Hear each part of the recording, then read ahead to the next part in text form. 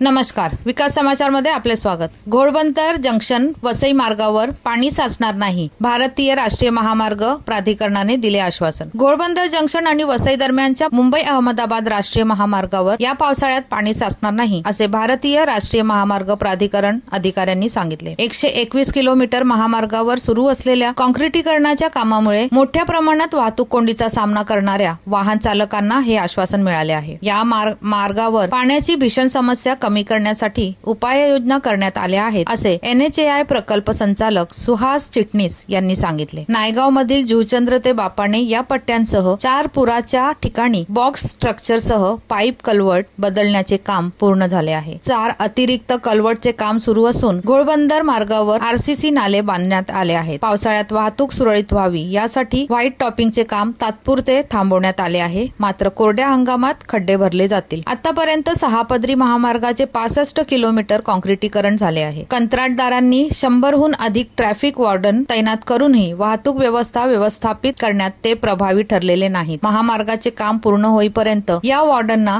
गणवेश उपलब्ध करून देण्याची आणि त्यांना कर्तव्यातील विशेष पोलीस म्हणून नियुक्त करण्याची शिफारस त्यांनी राज्य सरकारकडे केली असल्याचे चिटणीस यांनी सांगितले। वसई विरार महानगरपालिका हद्दीत 1 लाखापेक्षा जास्त वाहनांची रहदारी असलेला मुंबई अहमदाबाद महामार्ग हा देशातील सर्वात वर्दळीचा महामार्ग आहे। डिसेंबर 2023 मध्ये काम सुरू झाल्यापासून वाहन चालकांना रस्त्यावर लक्षणीय विलंब होत आहे। प्रवासाचा वेळ 3 ते 4 तासापर्यंत वाढला आहे। वाहतूक कोंडी कमी करण्यासाठी NHAI अधिकाऱ्यांनी जड वाहने मनोर वाडा भिवंडी, शिरसाळ पारोल भिवंडी आणि चिंचोटी भिवंडी या पर्यायी मार्गांनी वळवण्याची विनंती केली आहे। महामार्गावरील एकूण वाहन संख्येपैकी 75% जड वाहने आहेत। भूमिपुत्र फाउंडेशन या स्वयंसेवी संस्थेने शुक्रवारी ससूनवघर येथे महामार्गावरील खड्ड्यांविरोधात आंदोलन केले। काँक्रिटीकरणाचे काम पूर्ण होईपर्यंत विरारमधील दहिसर आणि खानिवळे येथील टोल वसुली थांबवावी अशी मागणी आंदोलकांनी केली। या समस्येकडे सरकारचे लक्ष वेधण्यासाठी गेल्या वर्षी स्वयंसेवी संस्थेने खड्ड्यांचे प्रदर्शन भरवले होते। धन्यवाद। वसईहून मी शहनाज शेख, विकास समाचार। चॅनलला लाईक, शेअर, सबस्क्राईब जरूर करा।